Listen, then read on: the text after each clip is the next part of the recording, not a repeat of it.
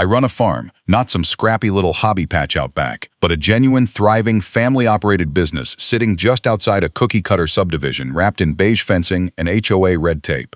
My land sits well outside that HOA's reach, and that wasn't an accident. I made sure of it when I bought the place.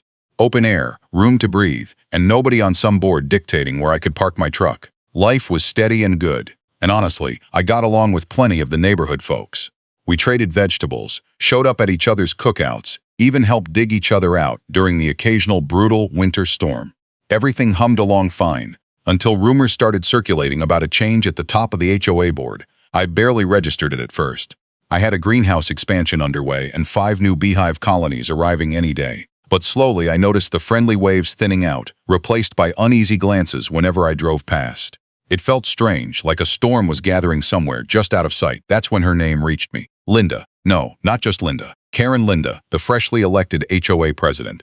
At first she was just a name, a rumor. I'd never laid eyes on her, never gotten a letter or an email, no reason to even know she existed. But the whole neighborhood's mood shifted. What used to be warm and easy suddenly felt guarded, like people were afraid to say too much. Then the small stuff started. Someone tucked a note under my windshield wiper, complaining I drove too slowly through the subdivision. Another neighbor mentioned, almost nervously, some new visual standards rule targeting properties bordering HOA land. I shrugged it off. I wasn't part of their association, so their rule book had nothing to do with me. At least that's what I thought. I had no clue yet how far Karen Linda intended to reach. Over the course of 1 week, 3 white envelopes landed in my mailbox, each stamped urgent delinquent noter under the HOA's official letterhead. I trashed the first one, assuming it was a mix-up. The second, maybe a fluke. By the third, I knew something was off. Every notice insisted I owed $437.90 in backdated dues plus penalty fees. And the kicker? They had my address exactly right, my address, nowhere near their subdivision. So I drove over to the HOA office myself. Boots on, jeans still dusty from the barn, dirt under my nails, and a question burning in my head. The office sat in a smug little building by the rec center, all glass walls and plastic succulents. That's where I met her. Bleach blonde bob, pastel pantsuit, and a smile so rehearsed it made my skin crawl. She introduced herself like she'd been counting down the days for this exact conversation. "You're here about your overdue balance, I assume," she said before I'd even opened my mouth. I blinked. "You mean the charges that don't make any sense?"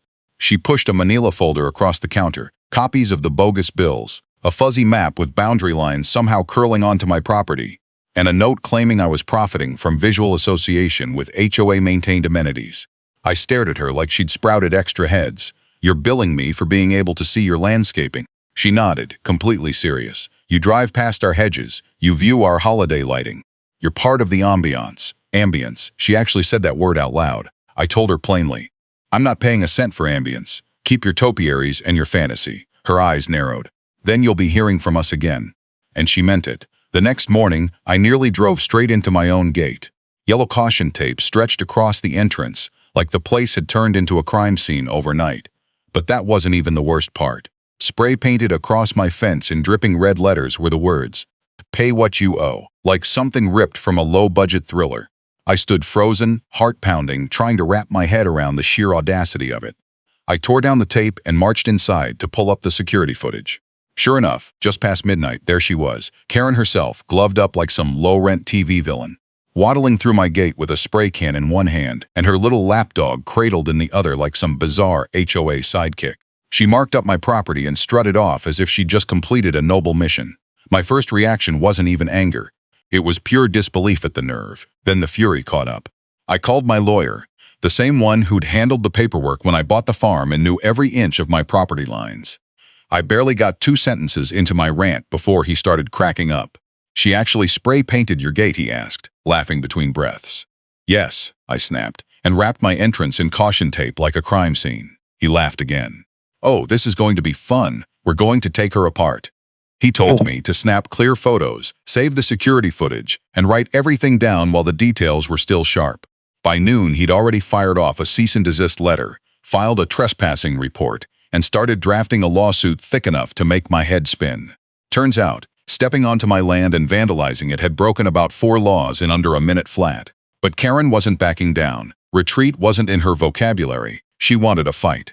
Too bad for her. I came from people who knew exactly how to finish one.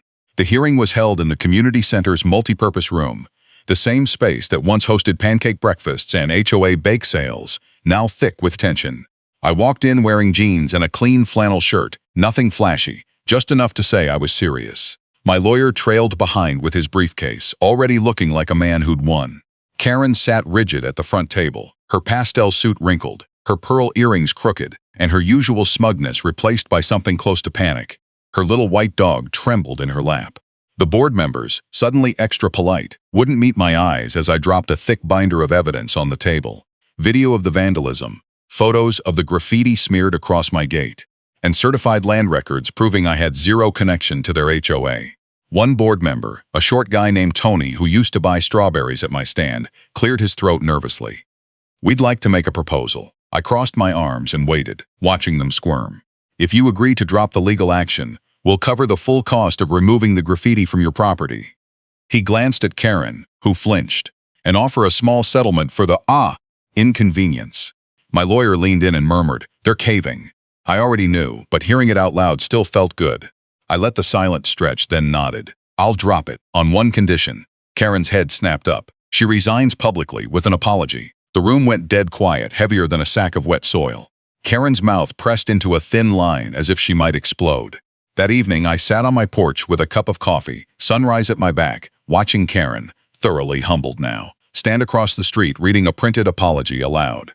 Same rumpled pastel suit, hands trembling, her dog beside her, while a board member recorded the whole thing on their phone.